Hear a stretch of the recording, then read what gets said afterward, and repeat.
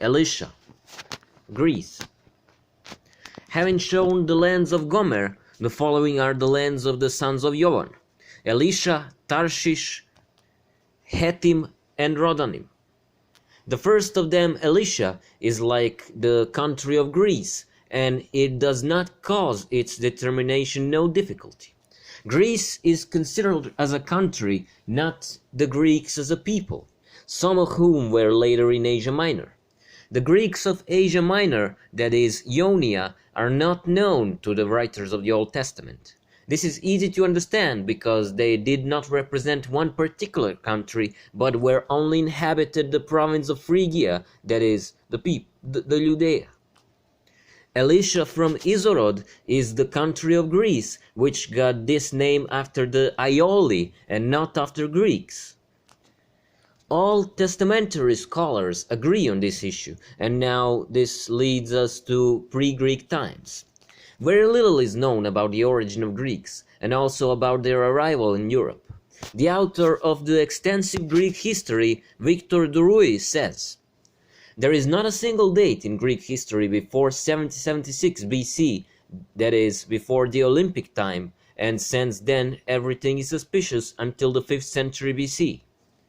During the Trojan War, the Hellenes did not control Greece, which Homer calls Argos Pelasgius, and the Hellenes are found only in a part of Thessaly and say about the Thessalians.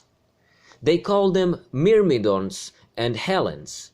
At that time Greece belonged to another people, and in the first place to the Pelasgian tribe, which was divided into several smaller tribes.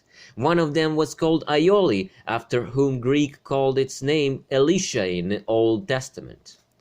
Pelasgians are Serbian Pelonians, after whom the Mediterranean Sea got its name Pelag. Pelasgians are also mentioned as Pelagoni, Peloni, Pelasti, Peoni, and Panoni, which are all the names of the same tribe, only the form of the name differs depending on language, place and time in which it is mentioned. Who were the Pelasgians and where did they come from in Greece? Duruy answered these questions.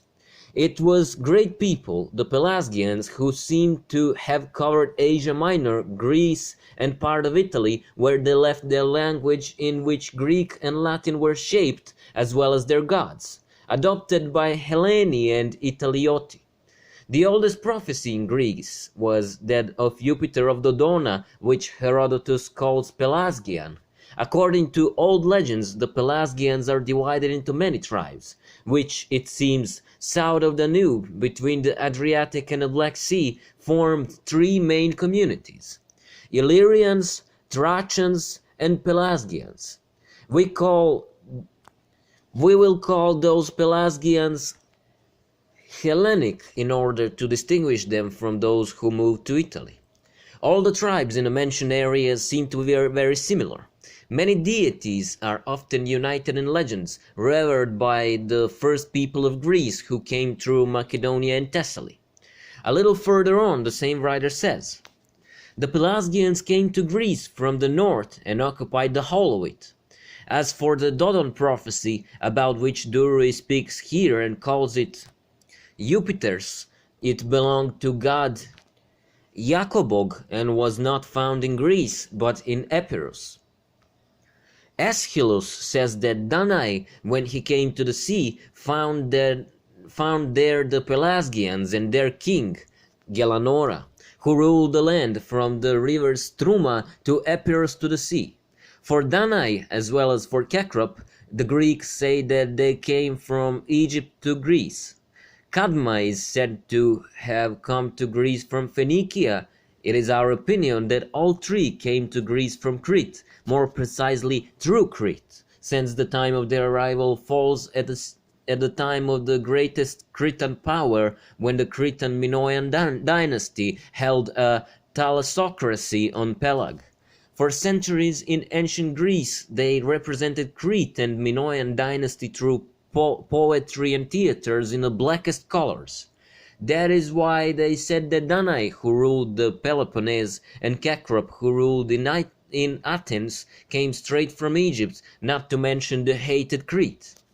Dana is said to have been Belov's son, and to have had son whose name was Belo, the ancestor of Belich ruling house. Strabon says that the Greeks considered the following names to be foreign, barbaric, as they said: Kekrop, Kordos, Aeklos, Kotos, Drimas, and Krinanos. Danai, Belo, and Cadmo should definitely be added to these names, and these are the names of rulers and famous historical figures from pre-Greek Greece. Hecate of Miletus wrote that all of Greece was inhabited by barbarians before Hellenes. Herodotus says that the whole of Crete was inhabited by barbarians. Strabon claims that the Pelasgians were in Crete. We have already talked about the role of Kari in the naval empire of the Mino dynasty. Diodorus says, "The Athenians immigrated from Sais in Egypt, and they are the only Greeks who call their city Asti, as Asti in Egypt. The social order of the Athenians was the same in 3 classes as the social order in Egypt. Petius in Iliad, the father of Menesthius, a participant in Trojan War, was really an Egyptian who became an Athenian citizen and king. Erechtheus, an Egyptian by birth, became the king of Athens by saving Athens from starvation by bringing grain from Egypt, and out of gratitude he was chosen king. Eusebius gives the time of the event in the following order. Kekrop ruled in Attica in 1552 BC, after him Cranae ruled, in whose time Attica was named Attis, after Cranae's daughter Attis. Danae's real name is Armais, and he came to Appia, Morea, in 1040-87 BC. Diodorus says that Danae escaped from Egypt shortly before Cadmus. He first came to island of Rhodos, then to Argos. Shortly afterwards, Cadmo Agenor arrived in Rhodos and then came to Boeotia. A certain Triopa from Rhodos came to Thessaly as an ally of Deucalion's sons and helped them expel Pelasgians from Thessaly. After being expelled from Thessaly, he went to the region of Cnidus and founded Triopion. Using this place as a camp, he conquered one part of Caria. For Cadmus' arrival in Thebes, Eusebius gives us in 1427 BC. Before coming to Boeotia, Cadmus, according to Eusebius, ruled for some time in the area around Sidon and Tyre. As we can see from the attached allegations, the Greeks came from Egypt to modern Greece, where there lived the Pelasgians. In the beginning, they lived together with the Pelasgians, so when they multiplied and became stronger, they suppressed those people until they were driven out of Greece or convulsed. The question arises, who are the Greeks and where did they come from in Egypt? How did it happen that people with Serbian names brought them to Greece? Thanks to our knowledge of history and linguistics, we can give answers to all those questions regarding the origin of the Greeks, which no one tried to do so far. William Ramsey, in Asian Elements in Greek Education, says, Greek is highly composed language that has large number of words related to agriculture, beekeeping, metal processing, and so on. They come to European Greece from Anatolia. These are the basic concepts in the language of every nation.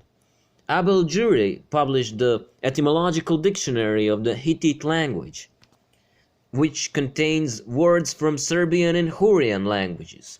It is not difficult to recognize Serbs in Greek in other languages.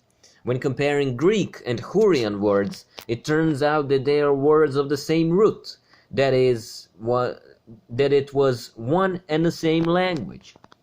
During the Ninos campaign, Egypt was occupied by Serbian tribes, the so-called invasion of Hyksos and their rule in Egypt. When occupying other countries, Serbs are usually with them led the people on the lands they had already occupied as their helpers. Thus, Jews and part of Anatolian Hurrites who were taken to Egypt were there. After the collapse of the Serbian government in Egypt, their assistants, the Jews and Hurrites, remained behind them, who were later expelled by the Egyptians. The Jews went to Palestine and the Hurrites to Greece, both to their former allies and protectors. All Greece was called, they say, first Pelasgia, that the Greeks originated from the interior of Cappadocia, or perhaps from the upper Euphrates. It also testified by Lera, who says, "The Greeks did not have their own word for the sea and adopted someone else's word, thalassa,